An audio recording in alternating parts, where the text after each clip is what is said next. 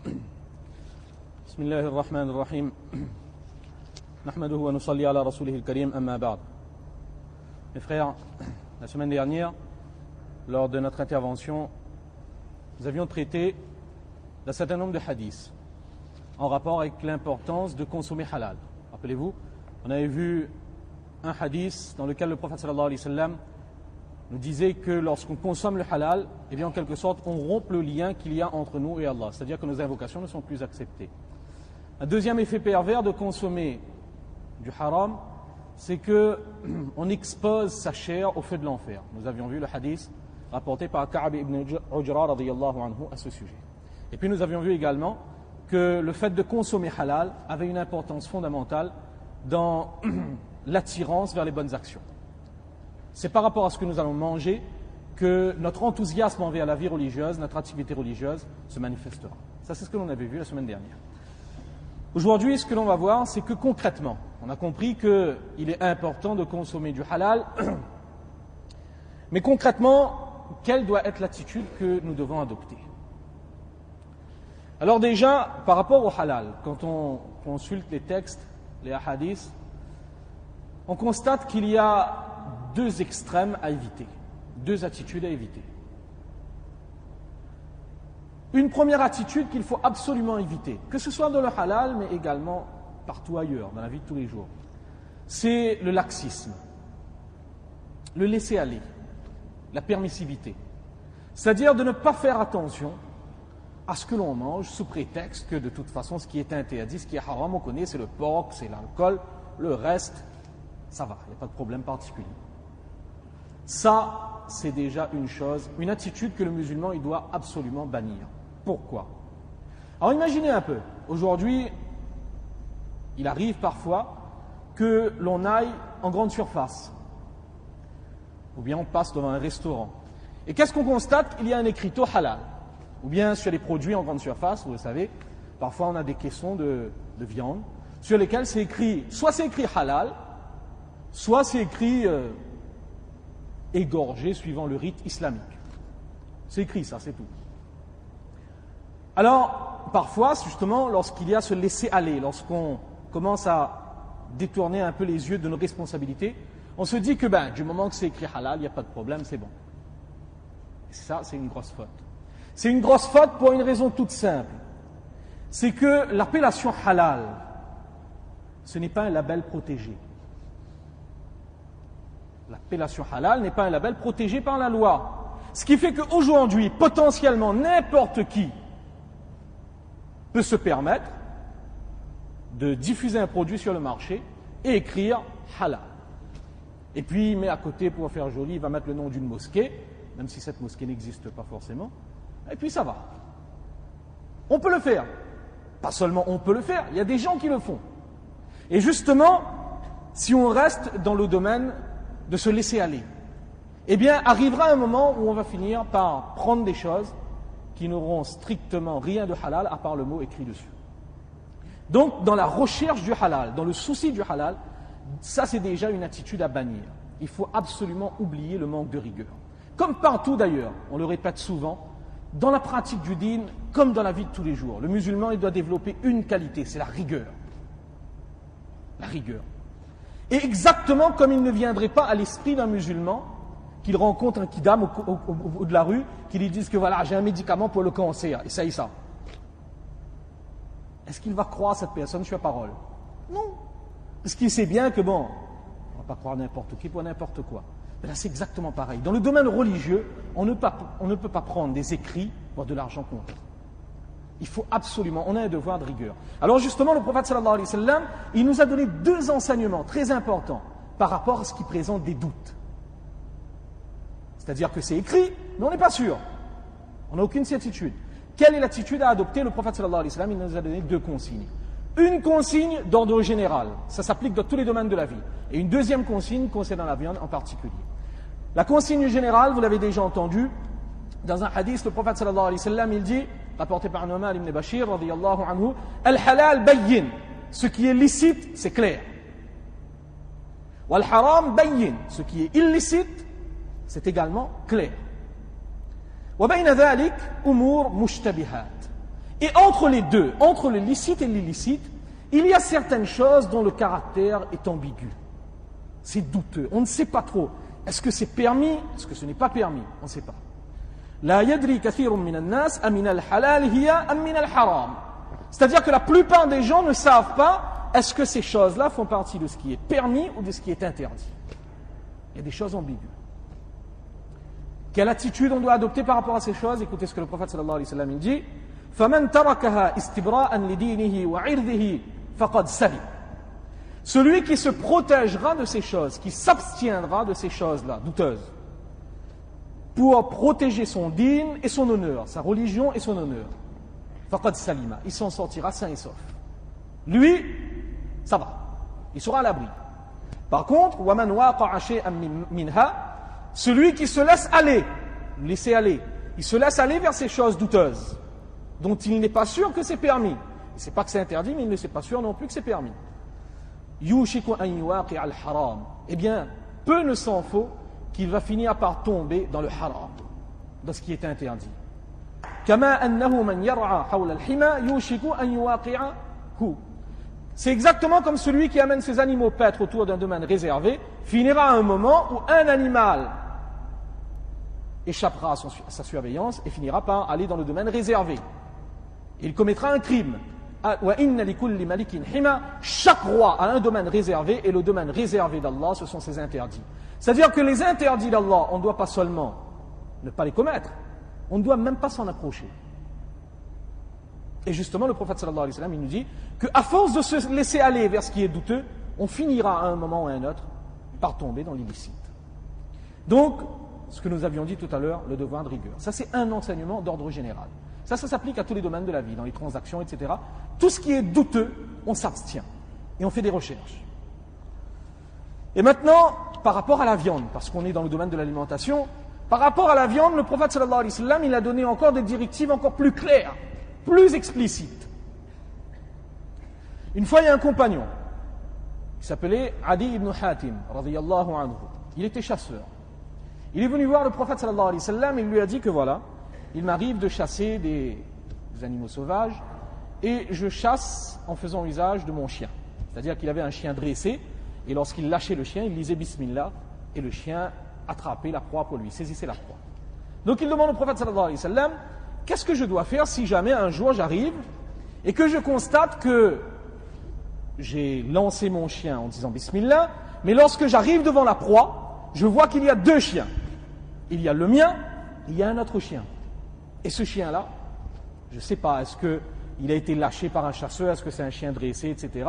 Parce qu'il faut savoir, c'est uniquement le chien qui est dressé, sous certaines conditions, on ne va pas entrer dans les détails, et qu'on lit Bismillah en lâchant le chien de chasse, lorsqu'il capture une proie, c'est halal. Eh bien, Adi ibn Hatim, il dit que si je retrouve deux chiens, donc le mien et un autre, qu'est-ce que je fais? Et qu'est-ce que le prophète sallallahu alayhi wa sallam, il le dit? Tu ne dois pas manger de cet animal. Parce que toi, tu as lu Bismillah en lançant ton chien, mais tu ne sais pas ce qui s'est passé pour l'autre. Eh bien, vous voyez, les ulama, ils ont établi une règle à partir de ce hadith. Ils disent que, regardez, le simple fait qu'il y ait eu un doute par rapport au caractère licite de la viande, le prophète sallallahu alayhi wa sallam lui a dit, tu ne manges pas. Ça, c'est une règle générale. Quand il y a un doute établi par rapport au caractère licite d'une viande, on s'abstient. On ne peut pas se dire que oui, c'est permis jusqu'à preuve du contraire. Eh bien, la viande, ça ne marche pas comme ça. La viande, lorsque ça ne vient pas d'un musulman, c'est interdit jusqu'à preuve du contraire. Et ça, il faut le savoir. Alors, justement, au niveau de la viande aujourd'hui, eh bien, le doute, il est omniprésent. Il est omniprésent. Lorsqu'on trouve des cartons de viande en grande surface, on voit écrit, on voit un label apposé dessus. On ne sait même pas d'où ça vient. Quel est le degré de crédibilité? Est-ce que c'est vrai? Est-ce qu'il y a eu contamination à un moment ou à un autre? Comment? Est-ce qu'il y a eu abattage rituel vraiment? Ou bien ça a été tué de façon mécanique avec une cassette qui disait Bismillah? Comme ça se fait beaucoup. On ne sait rien de tout ça. Et donc on a des doutes à tous les niveaux. À tous les niveaux. Alors si le prophète sallallahu alayhi wa sallam, pour un simple doute, il avait demandé de s'abstenir, imaginez l'attitude qu'on doit avoir par rapport à des produits dont on a des doutes pratiquement depuis le début jusqu'à la fin de la chaîne.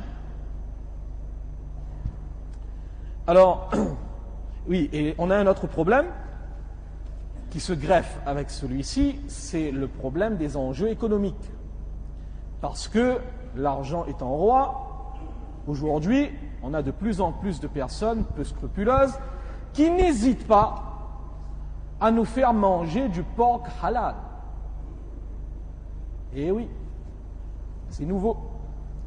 Il y a eu l'affaire récemment, qui est parue dans la presse, où en métropole, bon c'était pas la Réunion, rassurez-vous, mais bon c'est pas impossible, où en métropole, on avait des gens musulmans qui vendaient des kebabs au poulet, mais avec du porc mélangé. Alors vous allez dire, oui, non, peut-être c'était pas vrai ça, quelqu'un a dit. Ben non, on a fait analyser, laboratoire officiel, on a les résultats tout aussi officiels qui prouvent bien qu'il y avait de la viande porcine dans les kebabs. Alors, on sait bien comment ça se passe. Le marché du halal est un marché très juteux. Il y a des gens qui sont là, qui attendent l'opportunité. Alors vous savez, lorsqu'il arrive la question de se faire un peu d'argent, il y aura des gens de l'autre côté qui n'auront ni foi ni loi. Si nous, de notre côté, on se ferme les yeux, c'est la catastrophe. Alors, par rapport à ce point précis, il y a une réserve. Il y a une question qui revient souvent. Il y a certaines personnes qui disent que non, en fait, les moulissabs, ils aiment exagérer. En fait, c'est pas comme ça. En fait, quand on est face à une viande et on n'est pas sûr si c'est halal, c'est bon, on peut manger, on lit bismillah, on mange. Pourquoi? Parce qu'il y a un hadith quand même, il y a un hadith du Sahih Bukhari. Aïcha radiyallahu anha, elle raconte, elle dit qu'une fois, il y a des gens qui sont venus voir le prophète sallallahu alayhi wa sallam et qui ont dit que voilà, il y a des gens qui nous offrent de la viande. Et cette viande-là, on ne sait pas s'ils ont lu bismillah, si c'est halal. Qu'est-ce que le prophète sallallahu alayhi wa sallam, il leur a dit? Sammu antum, vous lisez bismillah et mangez. Et voilà, pas besoin de se compliquer la vie. On lit bismillah et on mange. Ouais, mais il y a un petit problème comme toujours. C'est qu'il fallait regarder la fin du hadith. Parce qu'à la fin du hadith, il était précisé wa kanu hadithi ahdim bil islam. C'était des gens qui venaient de se convertir à l'islam. Eh oui. C'est-à-dire que c'était des musulmans qui offraient de la viande à d'autres musulmans. Et les autres musulmans, ils doutaient un peu de ces premiers parce que c'était des gens qui venaient de se convertir. Donc ils pensaient que peut-être ils ne connaissaient pas tous les maslas. Le prophète sallallahu alayhi wa sallam leur a fait comprendre, lorsqu'il n'y a pas de raison de douter, pour rien on ne doute pas. Si vous voulez apaiser votre cœur, vous lisez bismillah et vous mangez. Eh bien ça on l'applique, effectivement. Quand un musulman nous offre à manger, on mange, alhamdulillah. Mais pas en grande surface. C'est même pas d'où ça vient. Ou bien parfois, il est même arrivé que parfois qu'on est assis à côté de quelqu'un dans l'avion, on sert du poulet et puis il mange, on lui demande pourquoi, il dit non, j'ai dit bismillah. Le prophète il a dit tu dis bismillah et c'est halal. Ah bon. Ça, c'est les comportements à bannir, totalement. Ça, c'est donc un extrême qu'il faut éviter. Deuxième extrême maintenant, dans la recherche du halal. Il ne faut pas sortir carrément de l'Est pour passer carrément à l'Ouest. Il ne faut pas non plus commencer à douter de tout et de n'importe quoi. Ça, c'est une autre maladie. C'est-à-dire qu'on se met à dire, on voit du haram partout. Même là où il n'y a pas de haram, hein, on voit du haram. Ah, ça, c'est pas bon. Pourquoi? Je ne sais pas. Mon cœur me dit que c'est haram. C'est pas bon, ça. Et depuis quand on avance dans le dîn avec le cœur? Depuis quand on établit des maslas avec le cœur? Il y a des textes pour ça. Si chacun commençait à questionner son cœur pour énoncer des maslas, on enverrait des maslas aujourd'hui. Alors justement, ça c'est un autre extrême. Il ne faut pas sombrer dans le tout haram. Voir du haram partout, c'est-à-dire qu'on voit du haram ou bien on s'abstient quand il y a un doute. On a bien dit les choses douteuses. Mais quand il n'y a même pas de quoi douter, ben on doute de quoi? En arabe, on a un mot pour ça, on appelle ça waswasa. C'est-à-dire ça, ce sont des insufflations sataniques. Et ça, les waswasa, on ne doit pas prendre en considération non seulement dans la vie de tous les jours, mais même dans le dîn, et surtout dans le dîn, on ne doit pas prendre en considération. Pour les affaires religieuses, on ne prend pas en compte le waswasa. D'ailleurs, le waswasa, c'est une maladie. Si on ne traite pas, on peut y arriver carrément à des troubles obsessionnels du comportement. Ça peut aller où on arrive à faire un wuzu 15 fois parce qu'on n'est pas sûr. On voit l'eau dégouliner, mais on est encore en train de laver parce qu'on n'était pas sûr que ça a été lavé finalement. C'est du waswasa. Ben pour la nourriture, c'est exactement pareil. Il ne faut pas voir du haram là où il n'y a pas de haram. Parce que, il faut bien savoir une chose, c'est que autant il est grave pour un musulman de rendre licite ce qui est haram, quelque chose qui est interdit, vous dites que c'est permis. C'est très grave. Ça peut aller jusqu'au kufr. Mais le contraire est tout aussi vrai. Il est tout aussi grave de rendre interdit ce que Allah a rendu licite, sans raison valable. Allah, il rend licite, nous on est là pour interdire? Pas du tout. Allah, il le dit dans le Coran. قُلْ مَنْ حَرَّمَ زِينَةَ اللَّهِ الَّتِي أَخْرَجَ لِعِبَادِهِ وَالطَّيِّبَاتِ مِنَ الرِّزْقِ. Qui est donc celui qui interdit les bonnes choses que j'ai créées et les bonnes nourritures que j'ai données à mes serviteurs? Personne ne possède ce droit. Donc on doute et on s'abstient quand il y a une raison de le faire. Pas sans raison, pas parce qu'on s'est réveillé un beau matin, on a une inspiration, un rêve, et donc à partir d'aujourd'hui, moi je mange plus telle chose. Sans raison. Ça c'est donc les deux extrêmes à éviter. Décidément, on a un sacré problème avec le temps. On va continuer plus rapidement maintenant. Alors, ça c'est donc deux extrêmes. Mais qu'est-ce qu'il faut faire concrètement? Eh bien concrètement, on le fait déjà, on le sait, mais il faut commencer par l'appliquer maintenant. Concrètement, lorsqu'on choisit un produit, il ne faut pas le faire les yeux fermés. Ou en regardant seulement avec les yeux du ventre. Non. Il faut regarder les yeux de l'esprit, les yeux du din. C'est-à-dire prendre le temps de vérifier la composition. C'est un réflexe banal, mais il faut le faire. Même des choses dont parfois on n'imaginerait pas, qui contiennent des ingrédients illicites. Vous avez parfois certains colorants qui sont fabriqués à partir de la cochenille, des insectes, et qui posent problème. Si vous regardez, le biscuit ne comprend rien d'autre, mais vous avez rouge à cochenille. Vous ne pouvez pas le consommer. Donc il faut prendre le temps de vérifier une chose. Deuxièmement, si jamais on lit une composition, bien on est informé que voilà, sur le marché on trouve tel certificat halal maintenant. Eh bien, ayons le réflexe naturel. Demandons à ceux qui savent. C'est ce qu'Allah dit dans le Coran, Fas'alu ahla dhikri. Posons la question aux gens compétents et demandons-leur qu'en est-il réellement? Est-ce que je peux consommer? Est-ce que je peux faire confiance ou non?